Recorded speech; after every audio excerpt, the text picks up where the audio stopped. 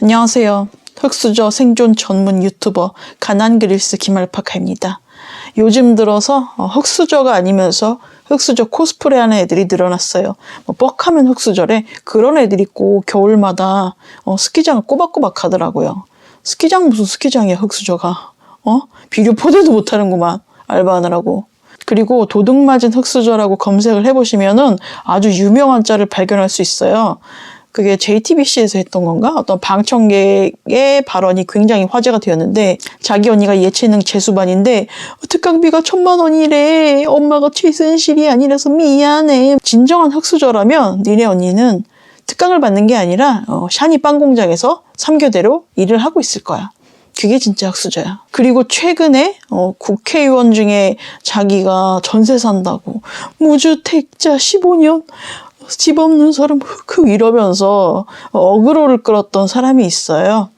그분은 실제로 반포레미안 전세 21억짜리에 살고 계셨고 재산이 60몇 억인가 있고 집에 상가가 3채인가 있다고 들었거든요.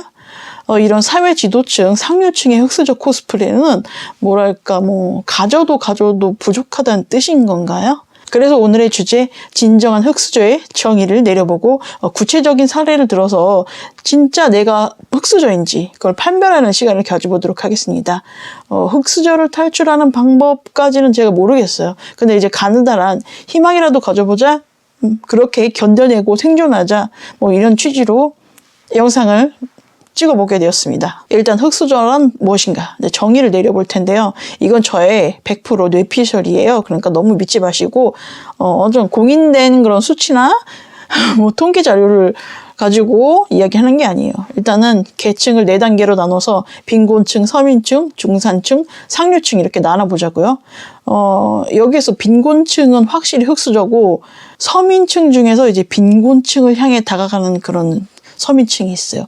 나는 이런 사람들이 흑수저라고 생각을 해요. 나 같은 사람. 그냥 크게 잡으면 중산층 아래는 다 흑수저죠. 여기서 말하는 중산층 기준이 중위소득의 50%를 초과하고 150% 이하 이런 사람을 중산층이라고 한대요. 이거는 제가 마음대로 짓거린 게 아니라 그 보도 자료 같은 데 보면은 그렇게 나와 있어요. 아무튼 이제 당신이 흑수저인지 아닌지 제가 판별을 해드립니다. 일단은 거주하고 있는 집. 저는 집이 없어서 전세 월세를 살고 있어요. 저는 흑수저예요. 근데 이 사람들은 진정한 흑수저가 아니에요. 왜냐면 진정한 흑수저는 집이 아닌 곳에 살아야 돼요.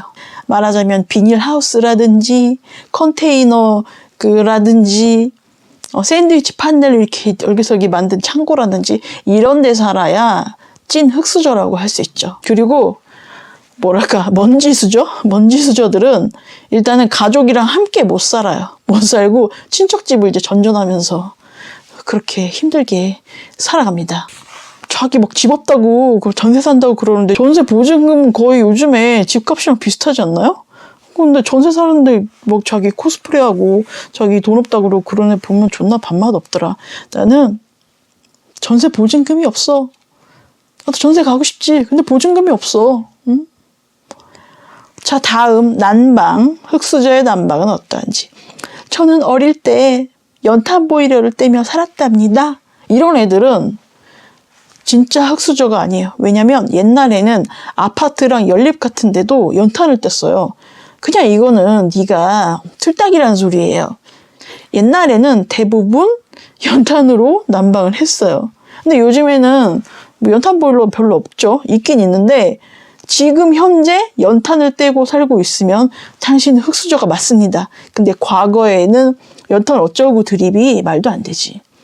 차라리 뗄 연탄이 없어가지고 옆집에서 꾸고 아니면 자원봉사자들이 이렇게 도와주고 그거면 내가 인정을 하는데 단순히 연탄을 뗐다고 해서 당신은 흑수저가 되는 게 아니에요.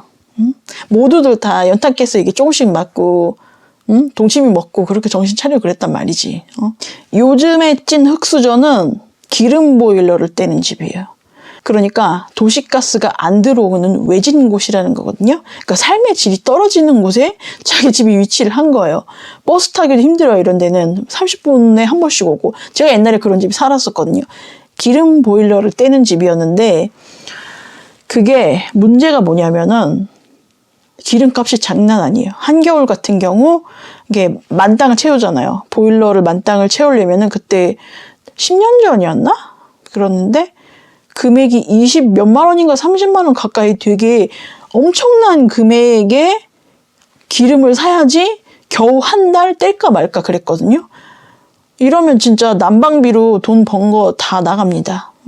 그렇다고 해서 전기장판을 떼면은 전기세 폭탄, 그리고 화재 위험도 있고요.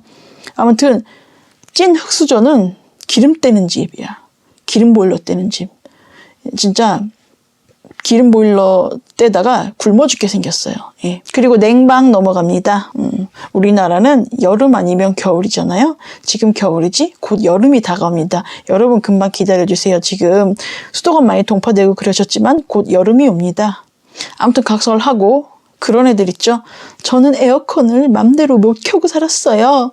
더운데 삐질삐질 땀을 흘리며 살았답니다. 이런 애들은 흙수저가 아니에요. 일단은 흙수저라면 에어컨 자체가 없어야 됩니다. 예. 전기세를 감당을 못해요. 그 집 살림살이로는. 그리고 이사를 많이 다니기 때문에 이전 설치비가 에어컨 가격을 뛰어넘어 버려요. 그렇기 때문에 에어컨이 있으면 흙수저가 아닙니다. 그리고 식사로 넘어갑니다. 저는 일주일에 라면을 3번 이상 먹어요. 그리고 편의점에서 끼니를 때울 때가 많답니다. 근데 이런 애들은 진짜 흙수저가 아니죠. 진짜 흙수저는요, 자원봉사자가 도시락을 갖다 줘요. 동사무소에서 때 되면 쌀하고 김치를 갖다 준다는 말이에요. 저는 그리고 요즘 애들 그렇잖아요. 20살 뭐 언저리 그쯤 된 애들 보면은 밥을 막 못하는 애들이 있더라? 그런 애들 보면 내가 한심하면서 사실은 부러워요. 왜냐면 지금까지 밥을 안 해봤단 말이거든요. 근데 나 같은 애들, 형편이 어려운 애들, 그런 애들은 뭐 중학교? 그때도 밥 알아서 챙겨 먹고 자기가 요리를 해서 먹습니다. 그게 무슨 말이냐면은 일단은 부모가 일하러 나가잖아요. 학원 다닐 돈도 없고 이제 집에 있는 거야. 그러면 이제 방치된 거지. 당연히 공부도 안 하고 숙제도 안 하고 이게 멍하니 앉아 있는데 그러면 꼭 배가 고파요. 배가 고프기 때문에 이제 뭐라도 먹어야 되는데 차려놓은 건 없고 내가 알아서 해 먹어야 되는 거예요. 그렇게 어린애들이 밥 해 먹는다고 가스불 켜고 뭐 하고 하다가 화상 입고 다치고 그 최근에 인천 라면 형제 사건 아시죠? 그러니까 크게든 적게든 어쨌든 부모가 없는 상태에서 뭐 해먹는다고 애들끼리 그러면 100% 다쳐요. 100%. 안 다쳐본 애들은 없을 거예요. 저도 그랬고요. 자, 이제 흙수저의 진로 고민에 대해서 알아보도록 하겠습니다. 저는 4년제 가려고 했었는데 등록금 부담도 있고 그리고 빨리 기술 배워가지고 사회 진출하려고 전문대나 가려고요. 저 진짜 흙수저 집안 너무 원망스러워요. 흙 이러는데 이거는 흙수저가 아니에요. 왜냐면 진짜 흙수저라면 이미 새벽에 찜질방에서 일하고 밤에 주유소에서 총 쏘고 그러고 있어야지 진짜 흙수저지. 무슨 어디 대학 갈 생각을 해. 이런 애들은 고등학교 때부터 알바를 하거든요. 그때부터 벌기 시작한 돈은 부모가 뺏어갑니다. 이게 바로 흙수저의 리얼 라이프. 너무 심각한 얘기 했으니까 우리 잔잔바리 갈까요? 기차 모양 연필깎이. 여기 사진 띄울까요? 이 기차 모양 연필깎이 그 이름 뭐라고 하더라? 샤파인가? 그거 있으면은 흙수저가 아닙니다. 그거 있는 집은 좀 사는 집이에요. 저도 어렸을 때 진짜 애가 넷이면 그 괜찮은 연필깎이 하나 정도는 있으면 되잖아요. 좀 사줄 수 있잖아요. 근데 안 사줬어요. 그래가지고 진짜 칼로 연필을 깎아가지고 그러고 댕겼어요. 진짜 그런 사소한 것에서 빈부격차를 실감하는 거죠. 저는 그 어렸을 때도 이렇게 곱게 깎은 그 연필이 너무 부러웠어요. 나만 그렇게 이 칼로 깎아가지고 그것도 잘 집에서 깎아주지도 않아가지고 내가 그냥 서툰 손으로 이렇게 깎아가지고 그러고 당겼거든요. 그래서 내가 40 넘어가지고 연필깎이를 샀잖아. 이거 연필깎이를 샀잖아. 내가 40 넘어가지고 이것도 뭐 싸진 않았어요. 근데 기차 연필깎이는 아직도 비싸더라고요. 2만 원, 뭐 3만 원 이렇게 되던데 나 손이 아직도 후덜덜해가지고 못 사겠다. 근데 생각해보니까 내가 진짜 호광하네. 이 나이 처먹어가지고 이렇게 이런 고가의 연필깎이까지 사다니잖아. 출세했다. 출세했다고 생각합니다. 자, 이제 흑수저의 가족 구성원 볼까요? 일단은 아버지 또는 어머니가 돌아가시거나 이혼. 이런 경우에는 그렇게 막 힘든 경우는 아니고, 진짜 흑수저, 진짜 절망적인 흑수저는 아버지 또는 어머니가 알코올 중독증이거나 도박 중독에 빠져 있거나 폭력을 쓰고, 이런 사람들이 있을 경우에는 진짜 희망이 없어요. 이런 부류가 문제가 뭐냐면은 일을 안 해요. 일을 안 할 뿐더러 빚을 만들어요. 어떻게 해서든 빚을 만들고 자식을 돈 벌어오는 기계로 생각을 합니다. 차라리 알코올 중독, 도박 중독 이런 거 있는 부모보다는 차라리 없는 게 나아요, 진짜로. 그리고 가족 구성원의 수. 일단은 가족이 많으면 미래는 그렇게 밝지 못합니다. 내가 없이 살아보니까 덮어놓고 많이 낳는 거는 진짜 아니라고 생각을 해요. 최저임금을 받는 흑수저 부부가 있어요. 맞벌이를 해요. 남자 여자 다 벌어요.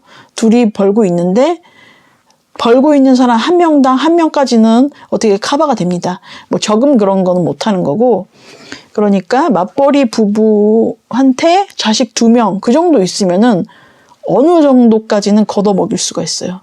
그냥 서민의 삶 정도는 살 수가 있어요. 내가 어렸을 때, 그러니까 베이비붐 세대가 그런 부부였을 경우에는 중산층 언저리까지는 갈 수 있었어요. 네, 갈 수 있었는데 지금은 좀 안 되죠. 지금 20대, 30대는 너네들은 자식 키우면 집을 못 사요. 그것을 얘네들이 잘 알고 있기 때문에 요즘 결혼을 안 하는 것이고요. 근데 어찌저찌 나와가지고 키운다고 쳐요. 근데 맞벌이를 못하는 경우도 생겨요. 배우자가 실직을 하거나 질병에 걸리거나 뭐 출산을 한다거나 또는 불의의 사고로 사망하는 경우도 있습니다. 그리고 또 한 가지 경제력을 상실한 조부모를 모시고 있다. 비정한 말이지만 일단은 노인분들을 모시고 있으면은 기본 생활비 물론이고 병원비도 많이 들어요. 그리고 특히나 치과 치료 같은 경우에는 제가 눈으로 직접 봤는데 자식들이 너무 부담스러워요. 그러니까 서로 떠넘기는 거예요. 심한 경우는 어디더라? 할아버지를 이제 요양원에 맡겨두고, 그러니까 나몰라를 하고 있는데 할아버지가 요양원을 탈출해가지고 치과를 왔어요. 여기 이가 많이 없으신데 이 해놓겠다고. 근데 약간 말씀도 못하는 분이었거든요. 약간 장애가 있는 분이었는데 이렇게 해서 막 억지로 해가지고 막 본 뜨는 것까지 막 하고 그러고 보내드렸는데 그 자식들은 나몰라라 하고 뭐 그런 식이었어요. 그러니까 부양할 가족이 많아지면 많아질수록 여러분의 삶은 굉장히 힘들어집니다. 저는 가끔 인간극장 같은 데 보면은 애 많이 낳는 집 나오죠. 저는 그걸 볼 때마다 되게 불편하고 씁쓸했어요. 왜냐면은 잘 보면은 이렇게 형제들끼리 오손도손 잘 지내는 것 같아 보이지만은 첫째, 둘째 이렇게 다 큰 애들 보면은 자기가 부양해야 될 짐을 그 자식들한테 떠넘기는 게 너무 훤하게 보이는 거예요. 그러니까 애들이 빨리 사회 진출을 해가지고 그냥 그런 이제 최저임금 겨우 받는 이제 직장에 들어가가지고 그 월급을 다 동생들 키우는데 쓰는 경우가 진짜 많았어요. 그리고 너는 맞으니까 당연히 동생들을 돌봐야지. 뭐 이런 식으로 그 육아를 강요하는 상황? 그런 걸 볼 때가 굉장히 많았고요. 저는 그런 거 볼 때마다 나는 야마가 돌더라. 그리고 또 꼭 조부모의 도움이 필요해요. 부부 둘이서만 딸랑 키우는 집은 거의 못 봤고 할머니, 할아버지가 그 자식들을 돌봐줍니다. 그러니까 스스로 양육할 능력이 안 되는데 왜 낳는지 난 도대체 이해가 안 됩니다. 저는 그 정도로 애가 많은 집에서 태어나진 않았지만 넷만 돼도 이렇게 힘든데 뭐 9명, 10명 나면 얼마나 힘들겠어요. 그러니까 내가 자식의 입장에서 진짜 짜증나는 거예요. 그러니까 부부가 콘돔을 사용하지 않아서 발생하는 문제를 왜 주변 사람들이 해결해야 되는지 잘 모르겠습니다. 아니 뭐 당신들이 돈을 많이 벌면 상관이 없는데 실제로는 그걸 감당할 여력이 안 돼요. 여력이 안 되는데 계속 낳지 말란 얘기지. 내가 그렇게 자라와서 정말 잘 아는데 능력이 없는데 낳는 것은 굉장히 무책임한 행동입니다. 그리고 요즘 텔레비 보면은 연예인들이 애 많이 낳잖아요. 근데 그 사람들은 돈이 존나게 많아요. 너는 그런 거 따라 생각하지 말고 하나 낳았으면 열심히 키우고 그 다음은 이제 심사숙고하란 말이야.